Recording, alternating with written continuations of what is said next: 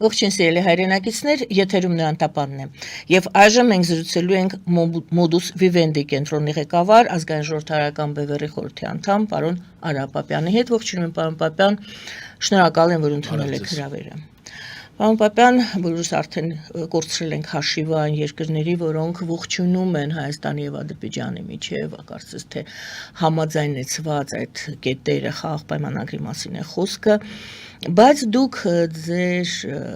վերջին հարցազրույցում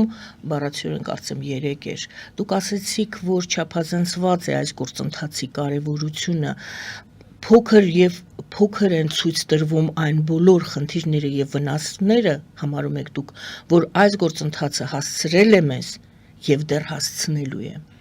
Այժմ մենք խոսենք այդ մասին։ Ինչ խնդիրներ եք դուք տեսնում այս գործընթացի հետ կապված։ Նախ ասեմ, որ բնական է, որ երկրները ողջունում են, որտեղ հնարավոր չի, որ երկու հարևան երկիր հայտարարեն, որ գնում են խաղաղության, մյուսներն ասեն, չէ, գիտեք, խաղաղության մի գնացեք։ Ասում եմ փոքր է, որովհետև ըստ էության սխալ է այն հիմնական դրույթը, որ փաստաթուղթը խաղաղության մասին եւ խաղաղությունը նույնականացվում է։ Նորագույն պատմությունը լեցուն է բազմաթիվ դեպքերով, երբ որ 1000 տեսակի փաստաթուղթ կա ստորագրած, եթե չկա կամքը խաղաղության, դա չի լինում։ Հա, հիմա գանք նրան արդեն ինչու է այդ վնասները փոքր։ Շատ պարզ, որովհետև Ալիևը այս համաձայնեցված 17 կետերով չի սահմանափակվելու եւ այստեղ համաձայնեցվածը պիտի ճակերտների մեջ վերցնել, որտեղ ըստ էության Ալիևը ներկայացրել է իր պահանջները, հայկական կողմը ընդունել է բոլորը առանց բացառության, բայց 17-ով չի ավարտվում ամեն ինչ։ Մենք արդեն գիտենք, որ իրենք բարձրաձայնել են տարբեր պահանջներ, շատ հետաքրքիր է, որ սա արվում է նախապես ոչ միայն պաշտոնյաների կողմից, այլ այսպես կոչված արևմտյան Ադրբեջանի համայնքի ներկայացուցիչների կողմից, բառացիորեն 2 օր առաջ 7 պահանջ առաջադրեցին, նոր 7 պահանջ, որոնք մեծ ցանկության դեպքում էլ հնարավոր չէ իրականացնել։ Այսինքն իրենք կորզում են իրենց ինչ որ պետք է, վերջը անգամ սա չեն ստորագրելու։ Կամ կոնկրետ ինչ վնասներ է տվել։ 20-20-ի պատերազմից հետո եւ նաեւ Արցախի հայաթափումից հետո ամենապաշտպանված 30 տարի կայացած պաշտպանական դիրքերը դրանք Հայաստանի հյուսիսարևելյան հատվածի Տավուշի դիրքերն են, այդ Կիրանցի եւ այլն։ Մենք դա զիջել ենք, այսպես որ հանուն խաղաղության։ Եվ այսօր դեպի Վրաստան, որ նշանակում է դեպի բաց աշխարհ, մեր հիմնական ճանապարհը վտանգի տակ է։ Ուղիղ գնդակոծության տակ է գտնվում այդ ճանապարհը, որը ցանկացած վախման դեպքում ճակատագրական է լինելու դրա փակելը մեզ համար։ Հայկական կողմը իր այս հայտարարություններով ստեղծել է իրավական հիմք Ադրբեջանին մեզ որպես ագրեսոր ներկայացնելու եւ տարբեր պահանջներ դնելու։ Մասնավորապես, եթե մինչեւից 2 ստեկ հանվեն պահանջները միջազգային դատարաններից, իսկ կետերից մեկը դա էր, որտեղ հայկական կողմը լուրջ հիմքեր ուներ այդ պահանջների։ Միևնույն է Ալիևը արդեն սա անձամբ Ալիևը ոչ թե ասա կազմակերպություն ասաց, որ Ադրբեջանին հասցրած Հայաստանի վնասների հարցը պիտի քննության առարկա լինի, այսինքն իրենք դատարանից հանում են, բայց մտցնում են 2 կողմանի այս 2 ստեկ բանակցային ձևաչափի մեջ, իսկ իրենք արդեն հնչեցրել են 10 միլիարդից 60 միլիարդի թվեր են ասում եւ վստահ եմ այս միլիարդները շատանալու են։ Հիմա հարցը առաջանում, եթե այդ պահանջը Ալիևը արդեն իսկ բարձրացանել է, ոնց ենք դա կատարելու։ Հասկանում եք ինչ գումար օրինակ 60 միլիարդը, մեր պարտքը 12 միլիարդի շուրջ է։ Մեր բյուջեն 2.5 միլիարդ է։ Մյուսը էլի Ալիևի կողմից բարձրացայնած այդ միջազգային մի ֆորում էին վերջերս անցկացնում, իսկ Ալիևը այդ առումով բավականին լավ է քարոզության մեջ, ասաց, որ բոլոր նրանք, ովքեր մարդկայնության դեմ հանցագործություններ են կատարել եւ կռվել են Ադրբեջանի դեմ, որոնք չգիտեմ հանցագործներ են, բոլորը պիտի հանձնվեն Ադրբեջանին։ Ինքը անուններ էլ տվեց իհարկե, կարծեմ Քոչարյանի եւ Սարգսյանի անունները տվեց եւ այլն, շատ հետաքրքիր է, որ Տեր-Պետրոսյանի անունը չտվեց։ Իսկ բուն պատերազմ ընթացել է Տեր-Պետրոսյանի ժամանակ։ Սա էլ ի պատասխան նրանց, որ Տեր-Պետրոսյանը ըստ էության կանգնեցնելով 94-ի պատերազմը, երբ որ մենք առանք այո հասնենք հենց Քուրիապ եւ փակենք արտահանման ճանապարհը, կասեցեց պատերազմ։ Իհարկե դա մենք գիտենք, որ Ռուսաստանի ճշմարտ տակարը է, բայց այնուհանդերձ Հայաստանի ռազմական հաղթանակի միակ ճանապարհը փակել Ադրբեջանի արտահանումները, այսինքն հիմնական աղբյուրը ֆինանսավորման զենք չեն ունենա։ Բայց դա մենք այդ պահը կորցրեցինք, արդեն անցավ գնաց։ Այսինքն այս վնասները արդեն կա որտեղ է եւ նաեւ լինելու են, որտեղ այս պահանջները անընդհատ առաջ են գնում Հայաստանը եւ սեփական ժողովրդի կողմից թերավատություն է սկսում մեծանալ այսպես կոչված պետականության նկատմամբ եւ մեր արտասահմանյան գործընկերները եւս հասկանում են, որ դու ի վիճակի չես որևէ մի բան անելու, եկեք հստակ խոսենք։ Նայեք, ասենք իրենք ասում են 300,000 ադրբեջանցի պիտի վերադառնա եւ պիտի ապահովեք իրենց անվտանգությունը եւ պիտի վնասի հատուցում տակ։ Ինչի հայկական կողմը այս հարցը չի բարձրացնում։ Հայկական կողմի համար դա ավելի հիմնավոր է։ Հիմա շատերը կասեն դե հայերը չեն գնալու, իսկ ով ասեց որ ադրբեջանցիք գալիս են։ Միջազգային իրավունքը գործում է մեծ մասամբ նախադեպերի վրա։ Վերցնենք նույն թուրք-հունական բնակչության փոխանակում, այսինքն մենք էլ եւս այդ հարցը պիտի բարձրացնենք եւ այդ վնասի հատուցան գումարն ավելի մեծ եւ բռնագաղթվածներն են շատ ավելի 350,000 հայություններ ապրում Արցախի տարածքից դուրս։ Այդ հենց Արցախը առանձին հարց է։ 189,000 ադրբեջանցիներ ապրում Հայաստանում, սրանք պաշտոնական տվյալներն են։ Մենք նաև հատուցում ենք, ընդհանրապես ինչա դիվանագիտությունը, դու բարձրացնում ես այդ հարցերը, ասենք նույն վերադարձի հարցը գաղթականների, հետո պայմանավորվում ես, որ երկու կողմերն էլ հրաժարվում են եւ գալիս ենք զրոյական տարբերակ, ինչ որպես իրենք արեցին։ Տեսեք, իրենք այս միջազգային դատարաններից հայցերի հարցը ոնց չեզոքացրեցին։ Հայկական կողմը ողջավորված սկզբից դիմեց միջազգային դատարանները, որտեվ ահավոր հանցագործություններ էին կատարել, հետո իրանք էլ դիմեցին, հիմա ասում են եկեք երկուստեք անենք։ Այս սա է հարցը։ Նրանց կողմից երբ որ պահանջ է դրվում, հայկական իշխանությունները որևէ հակակալ չեն անում, այսինքն չեն ստեղծում բանակցային կրվաններ, որպեսզի դրանցով բանակցեն եւ չեզոքացնեն նրանց պահանջները։ Զուգահեռաբար բոլորս էլի նորից հետևում ենք այդ քարոզչական նոր գործընթացին, Ադրբեջանը ամեն նորիա ռեժիմով տալիս է անգամ օրը 2-3 անգամ Հայաստանից իբրև գնդակոծություններ։ Նպատակը շատերը ասում են, որ դրանով ստեղծում է այդ հիմքերը, հիշում եք, կարծեմ եւ Ալեն Սիմոնյանն էր ասում եւ Արադ Միրզոյանը, որ հիմքեր դեռ որևէ հիմքեր չկան, որպեսզի Ադրբեջանը պատերազմ սկսի, նա հիմա հիմքեր եւ առիթներ է ստեղծում։ Եվ մտավախություն կա եւ հարց կա, արդյոք որտեղ ենք մենք այս պահին գտնվում, կա երկու ճանապարհ եւ հիմա հարցս հետեւյալն է, այս ամենի հետ մեկտեղ, այդ քարոզչական իր գործընթացի նախաձեռնության հետ մեկտեղ կա երկու տարբերակ, այո, դեռևս չի ստորագրվում պայմանագիրը, սակայն բանակցություններ են շարունակվում, նա դատավարություն է անում, որը եւս հետո մենք կխոսենք ինչ նպատակի է ծառայեցնում այդ, քանի որ դա էլ պարզապես դատավարություն չէ, դա ամբողջ մի գործընթացի մեջ է պետք ճիշտ է նայել, ձգձգվում է, ճիշտ է, քննարկվում է, բայց բանակցային գործընթաց է։ Երկրորդը ոչ բանակցային գործընթաց չէ, կասեցվում են բանակցությունները եւ այդ պատրվակը ստեղծելով 1000 ու մի պատրվակ կարող է ստեղծել Ալիևը եւ ռազմական ինչ որ գործողություններ են սկսվում։ Դուք ինչպես եք զգում այդ ուղղությամբ է տրամադրված Ալիևը գործելու եւ ինչին է սպասում։ Մի հարց էլ տամ ավելացնեմ եւ արդեն ձեզ նորից չխանգարեմ։ Կա կարծիք, որ Ադրբեջանը դա անում է այսպես պատրվակը ստեղծում է, բայց սպասում է Վաշինգտոնից, որպեսզի իրեն թույլ տան ինքը ռազմական գործողություններ անի։ Երկու տարբերակ, բանակցություններ են շարունակվում երկարատև տարիներով, երկրորդը կասեցվում են եւ հարցը լուծվում է արագ։ Այս ձեր բերած օրինակը ուղղակիորեն ցույց տվեց, որ ցանկացած պահի, երբ Ադրբեջանը ուզանա հարձակվել Հայաստանի վրա, անգամ եթե խաղաղության պայմանագիր ստորագրված լինի, ինքը կարող է նման սադրանք ստեղծել, մի քանի հայտարարություն անել ավելին։ Ինքը կարող է ցույց տալ սպանված ադրբեջանցիներ, մորթված ինչ որ ադրբեջանցի խաղաղ ընտանիք եւ այլն, ասել որ հայերն են արել եւ հարձակվի։ Երկրորդ համաշխարհային պատերազմը ինչպես սկսեց։ Գերմանական մի խումբ լեհական համազգեստ հակած հարձակվեց Դանցիգի, ներկա Գդանսկի փոստատան վրա, դա ներկայացվեց որպես լեհական հարձակվում եւ եղավ կազուս բելի եւ պատերազմ։ Ասենք կազուս բելի միշտ կարելի է ստեղծել։ Առաջին համաշխարհայինը եւս հիշենք։ Միշտ այդպես է, որտեղ խաղաղության ու պատերազմը այդպես առիթներով չի, շատ ավելի լուրջ առիթներ են եղել, որ չեն հանգեցել պատերազմ։ Պատերազմը լինում է, երբ որ ռազմաքաղաքական հավասարակշռությունը խախտված է,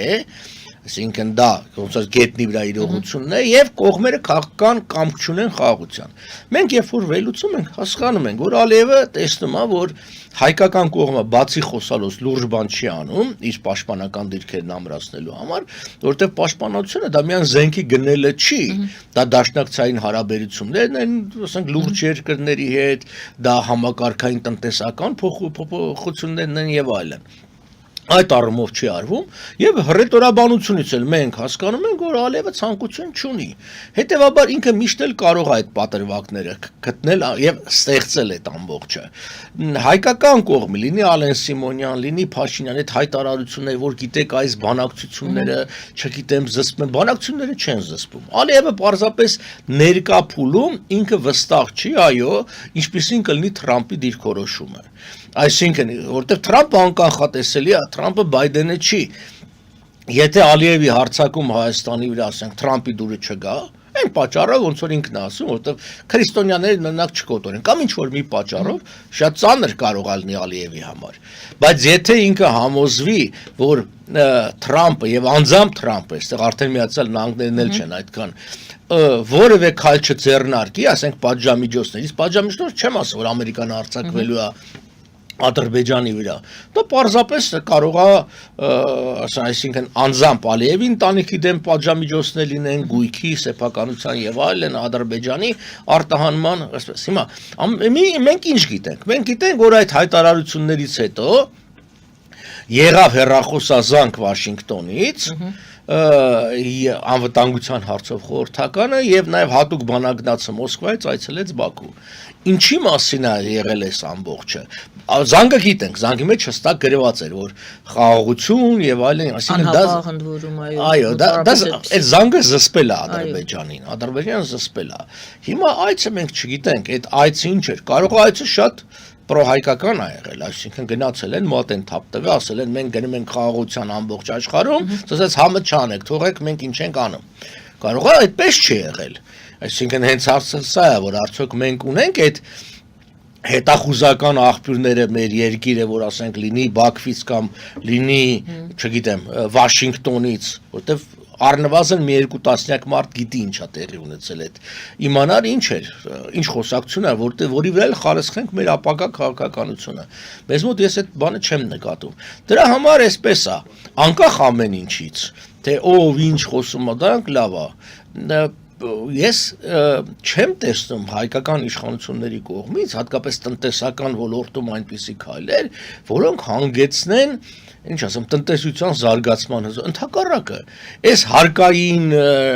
նոր համակարգերը, չգիտեմ, նոր տուրքերը, բաները ստիպում են մարդկանց, որպեսզի եւ փակվում է համատարած, այսինքն բիզնեսներ, ել չեմ խոսում, որ այդ կոռուպցիա ու կաշառակերություն կոչեցյալը բոլորովին էլ չի կրճատվել, մի բան էլ ավելացել է։ Հետևաբար Ալիևը շատ լավ ամբողջին նամա, ինքը պահի է սպասում։ Մեծ առումով Ադրբեջանին եւ Թուրքիային պետք է Հայաստանի պետականության ոչնչացումը, բազմաթիվ անգամներ ենք ասել։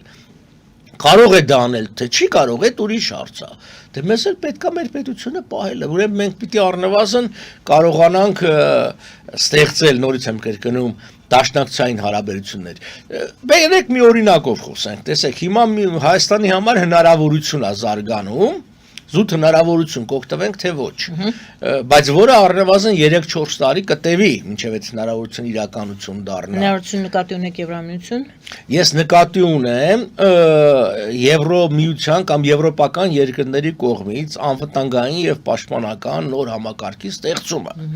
որից դուրս է դրվելու, որի մեջ չի լինելու Թուրքիան, բայց եթե Հայաստանն ու Վրաստանը համատեղ աշխատեն եւ ներկայացնեն իրենց կարեւորությունը եւ այլն, եւ արժեքային հիմքի վրա եւ իսկապես ցույց տան, որ Հայաստանը ժողովրդավար երկիր է, ոչ թե կեղծ ժողովրդավարություն, այո, մենք կարող է հայտնվենք այդ համակարգի մեջ։ Նման համակարգը մեզ համար կենսական կարևորություն ունի, որովհետև մենք եկեք իրականության նայենք, այո, զորացնենք բանակը միևնույնն է, շատ պետք է անկախ կրկին ամեն ինչից, բայց մեր կարողությունները բավարար չեն առանց դաշնակիցների դիմակայելու այն բոլոր լուրջ վտանգներին ու մարտահրավերներին։ Իդեպ դա անում են անգամ ամենամեծ երկրները, եթե նկատում եք, անգամ Միացյալ Նահանգները, որոնք գնում էին ինչ-որ մի երկիր գործողություն անելու, միևնույնն է իրենք փորձում էին ստեղծել, ինչպես իրենք են ասում, coalition of will, այսինքն կամքի կոալիցիա, համախումբ, եւ այդ դրոշի տակ էին անում։ Հիմա քանի որ չի ստացվում անգամ ՆԱՏՕ-ի եվրոպական թևի առանձին քաղաքականություն Ուկրաինայի հարցում, մենք տեսնում ենք, որ Ֆրանսիան եւ Բրիտանիան հանդես են գալիս հենց եվրոպական եւ ՆԱՏՕ-ի անդամ երկրներից, իրանք այդ տերմինն էլ օգտագործել են coalition of will-ի ստեղծում, որը կկանգնի Ուկրաինայի թիկունքին։ Բարի, հիմա փորձում ենք դուրս տեսնել, թե ինչպես Հայաստանը կարող է դուրս գալ այս փակուղուց, դուք մեծ դիվանագիտական փորձ ունեք,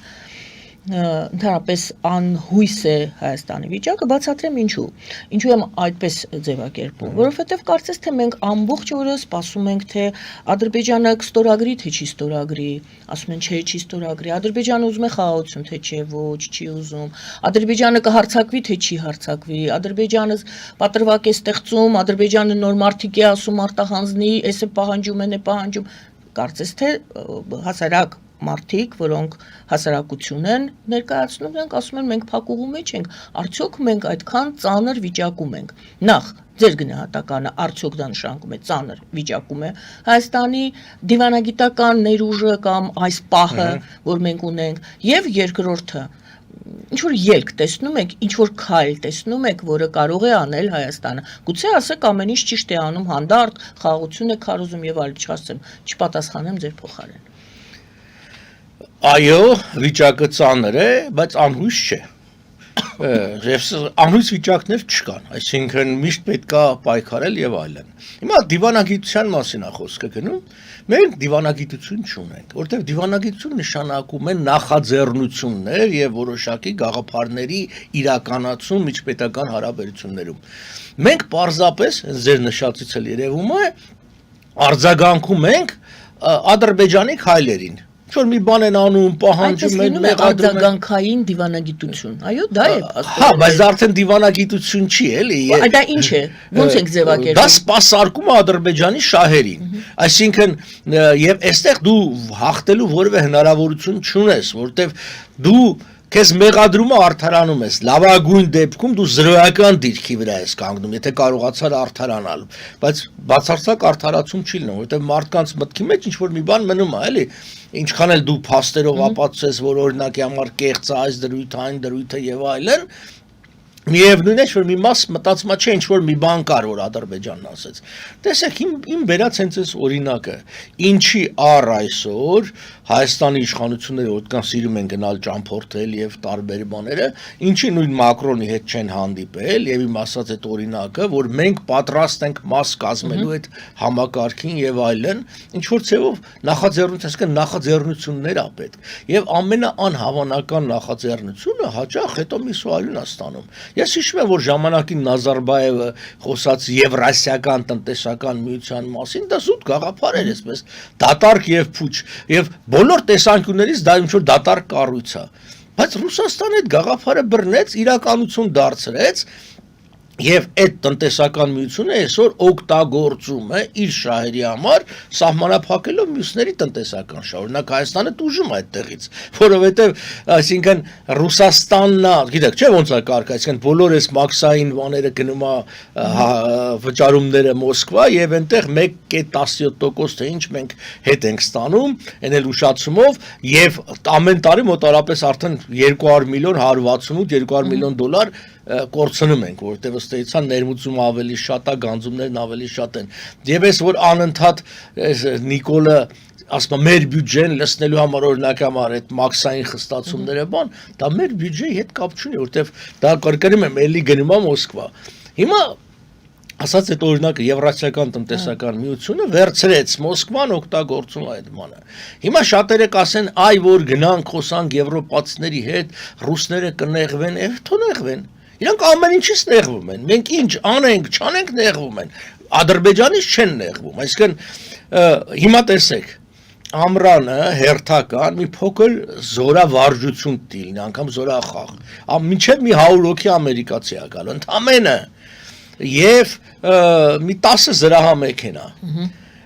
Արդեն սկսել այս ռուսական ռոպագանդան հայերին համարյա ներկայացնում են, որ ամերիկյան բազա գալի է, շատ կուզեի, որ ամերիկյան բազա գար, բայց չի գալիս։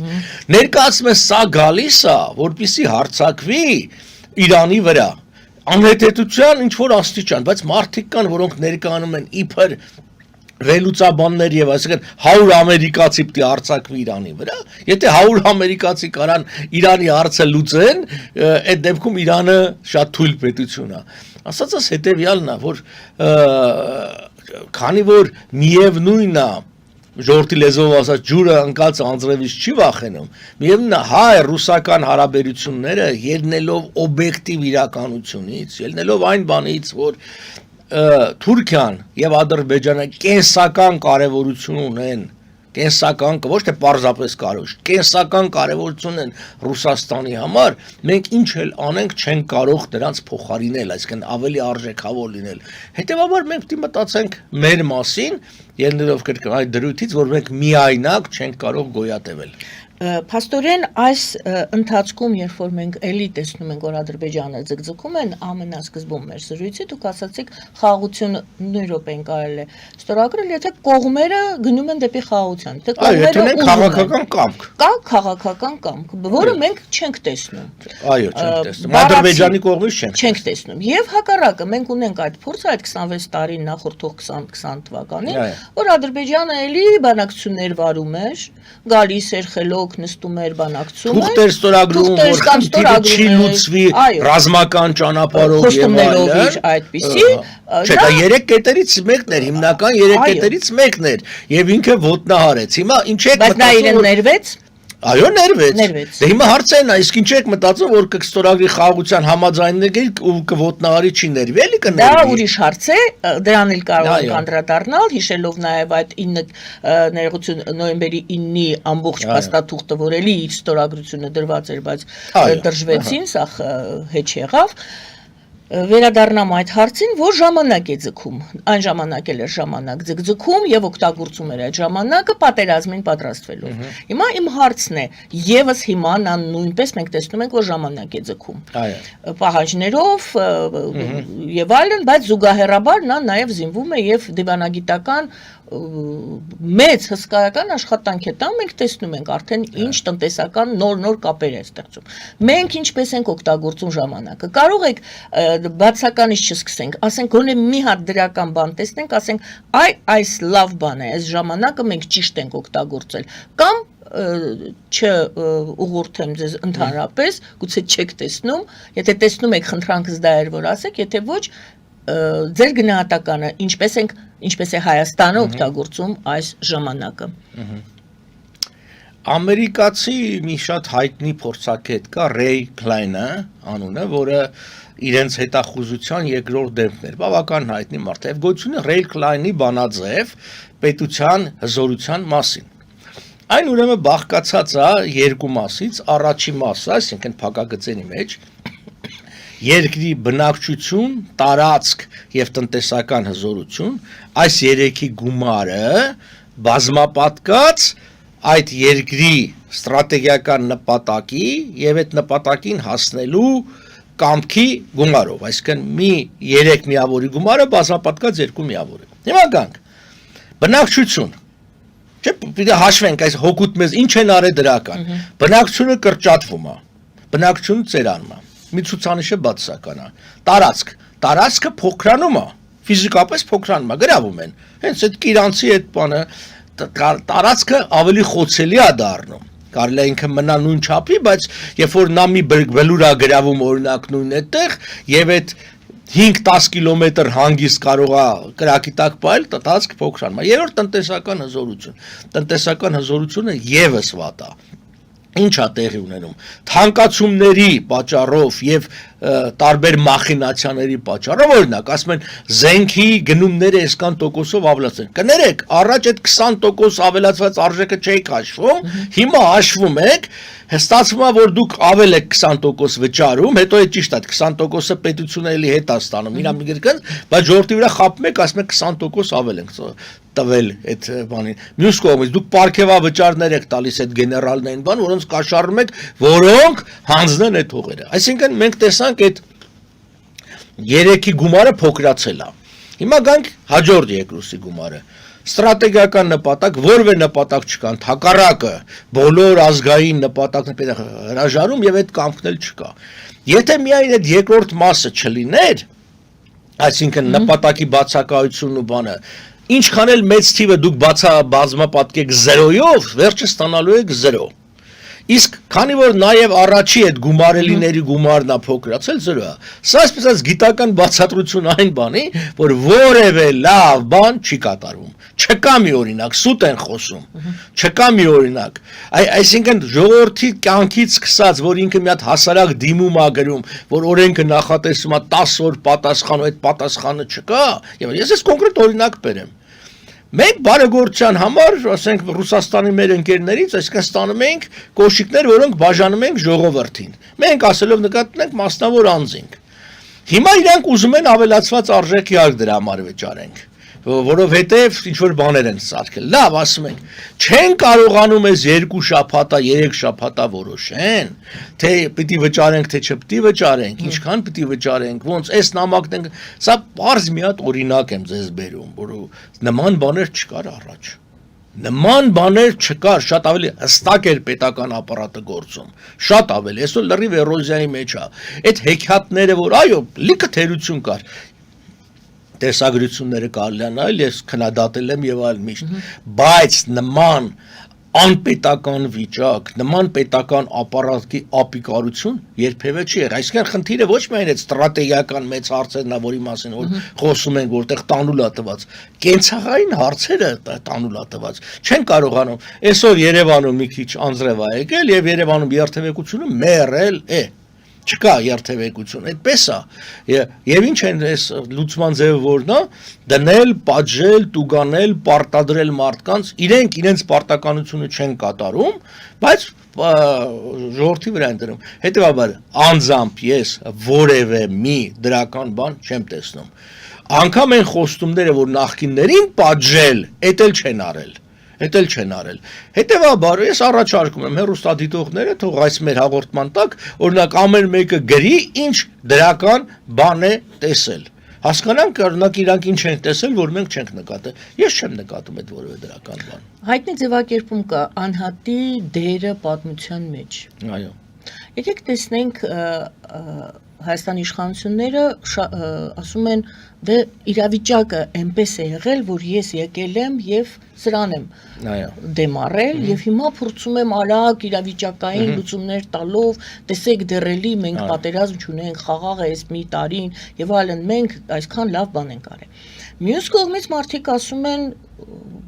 թող Փաշինյանը դուրս գա, չի կարողանում ինքը կապիտուլյացիա եկամ այդ ամսի նոյեմբերի 9-ը ինքը ստորագրել է, արդեն դա բավարար է, որպես ինքը դուրս գա, այլ բանակցող գա, այլ մարդ գա, ցանկացած մեկը ոչ Փաշինյանը։ Ես իմ հարցս դա չէ, որ Փաշինյանը այսօր, չէ, երևի թե դա է։ Արդյոք Փաշինյանը դա միակ այն մարդն է, որը այսօր կարող է այս իրավիճակից լուծումը գտնի։ Եթե ոչ, ապա ինչ ճանապարհ կա, որպեսզի հանրությունը եւ Փաշինյանը, չէ, որ իրենց մոտ ինչպես էր քաղաքացիական պայմանագիր չէ իրենց մոտ, այսինքն նրանք պայմանագիր են կնքել քաղաքացիական։ Այդ պայմանագիր կոչվածը միշտ էլ կարելի է լուծարել, ճիշտ է։ Որ լուծարվի այդ պայմանագիրը։ Իրենք վաղուց են լուծարել, որտեվ իրենց խոստումներից որևէ մի խոստում չեն կատարել։ Սկսած այդ որ ժողովուրդը տուգանքի մատերիալ չի, իսկ հիմա մենք տեսնում ենք, որ այդ տուգանքները շատացել են, այդ ես մանր բաներն եմ դեռ ասում, էլի մի մոռացեք, իրենց 21 թվականի ընտրապայքարի ընթացքում հիմնական դրույթներից մեկը դա Շուշիի եւ Հադրութի ազատագրումն էր եւ դա միացումը Ղարաբաղին։ Հիմա ինչ եղավ, ազատագրեցին Շուշին եւ Հադրութը, ել չեմ խոսում մյուս բաների մասին։ Գիտեք, ցավոք սրտի հայկական քաղաքական դաշտում կարևորը թե ով ինչ լավ միտք կհնչեցնի։ Այո, շատ բացասական է Նիկոլ Փաշինյանի դերը, շատ բացասական է։ Չլներ Նիկոլ Փաշինյանը, օրինակ նոյեմբերին ի փաստաթուղթ այդպեսին չլինի։ Երբ որ ես առաջ անգամ այդ փաստաթուղթը հասկացա, որ դա մի տգետ, անուս, դիվանագիտությունից ոչինչ չհասկացող մարդ է, բանար է, հայկական կողմի ընդհանրապես շահ չկար այդտեղ, այսինքն մի հատ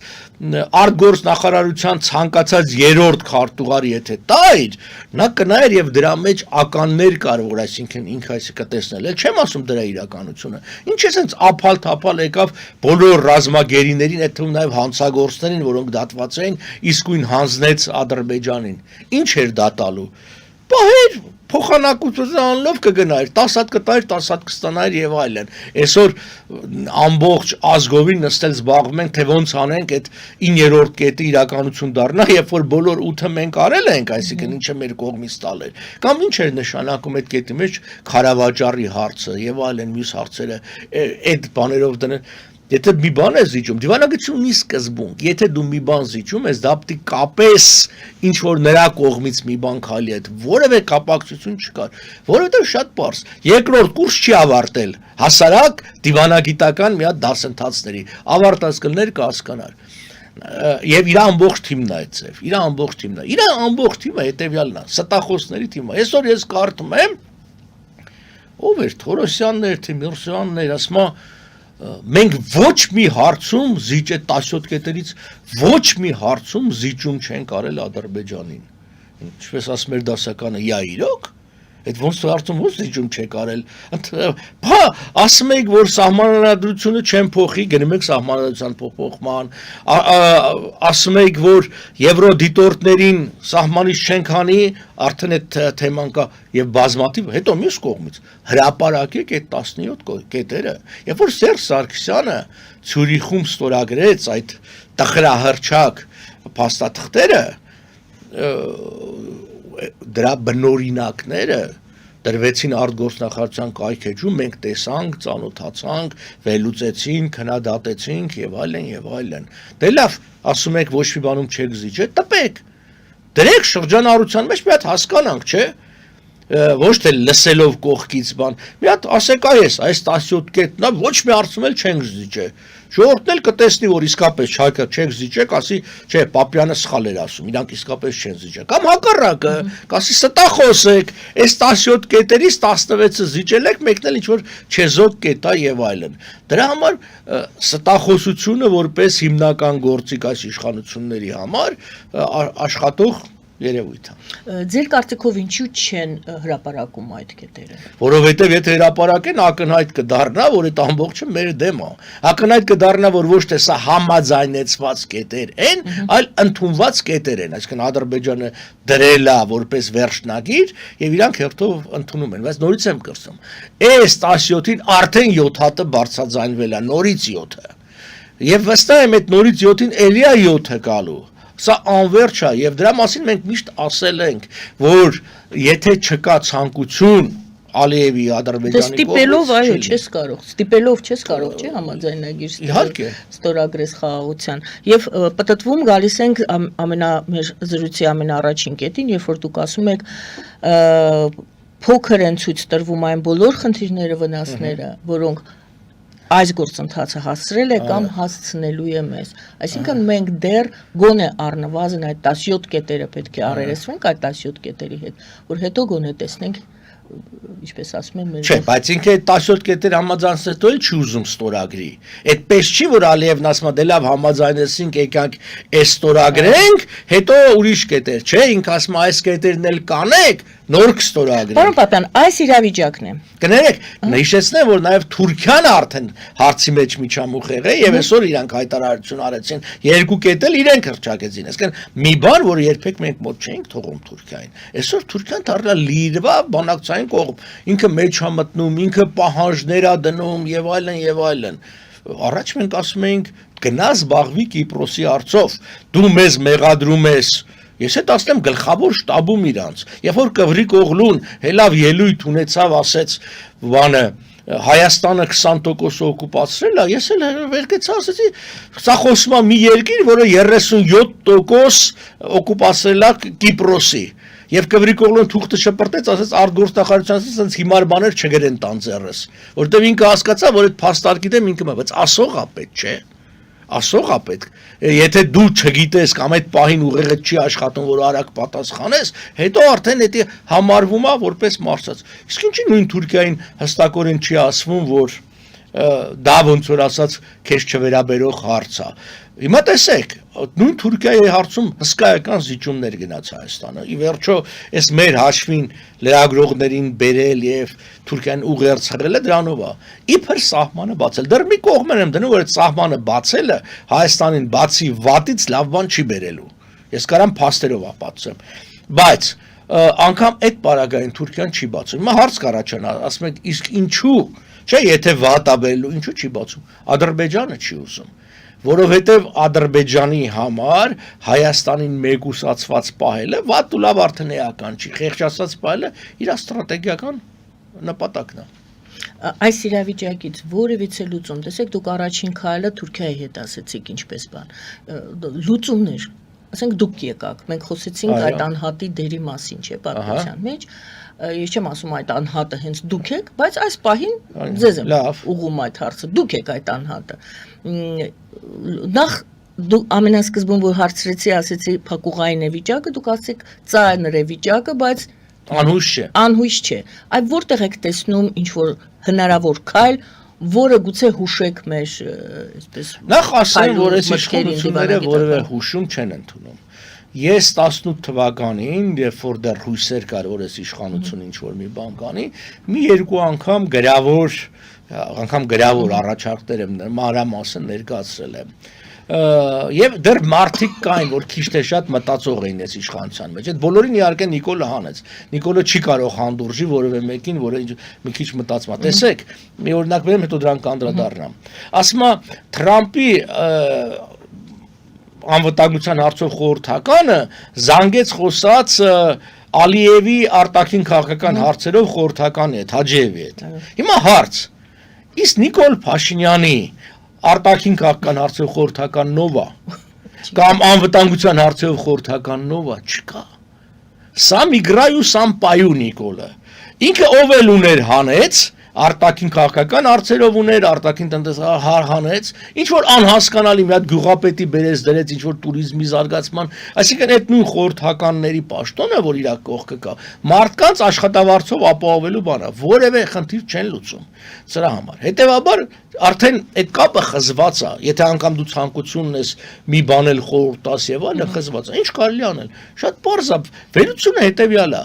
առանց դաշնակցի հնարավոր չի։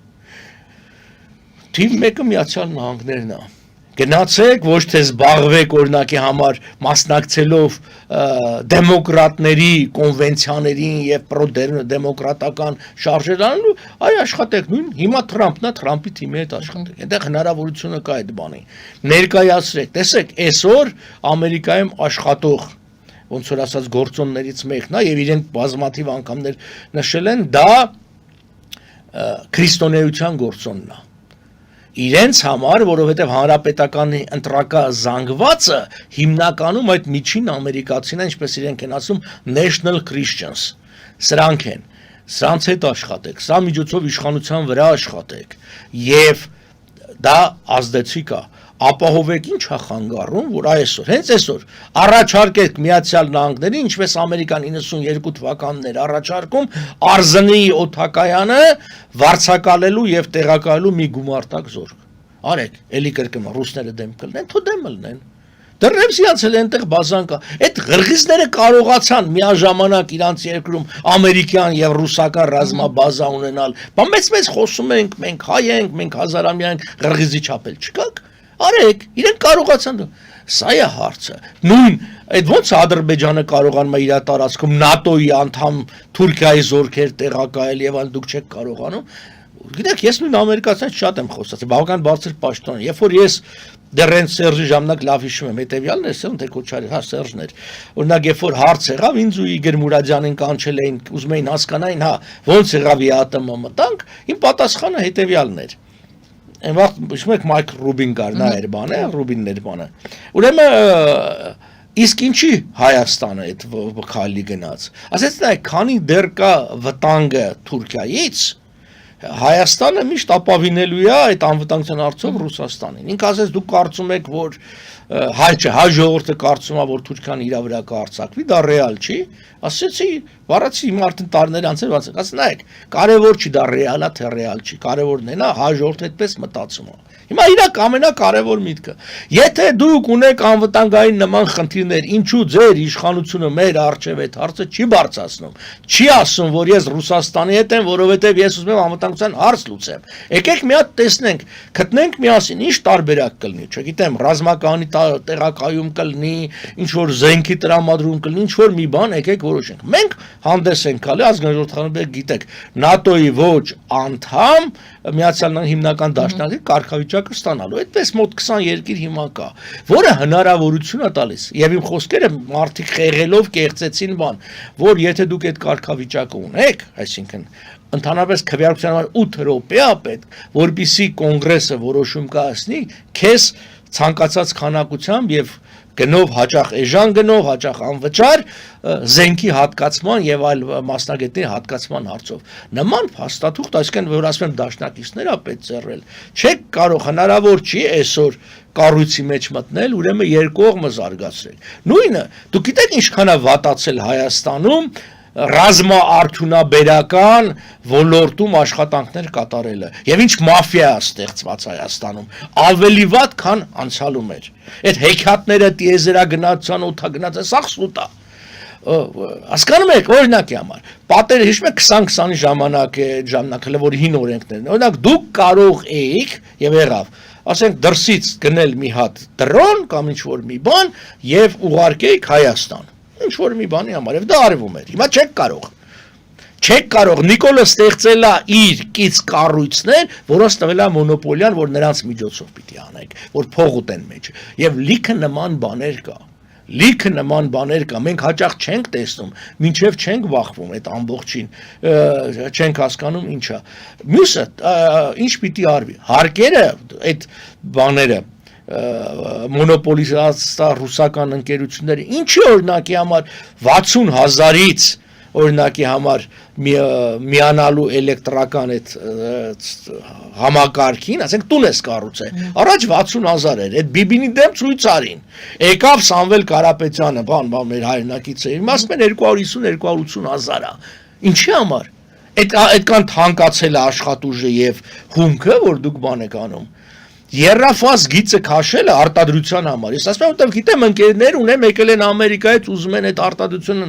$25,000 չափ է։ Դրա միայն բանը 150 մետրի վրա կա։ Այս պայմաններում ոնց կարող է տնտեսություն, ինչ պիտի արվի, հենց այդ է։ Պետք է հնարավորություն ստեղծվի, բան լինի,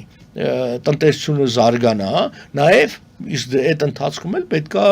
խոսալ եվրոպական եւ ամերիկայի հետ միասին եւ ամերիկայի անվտանգության հարցերով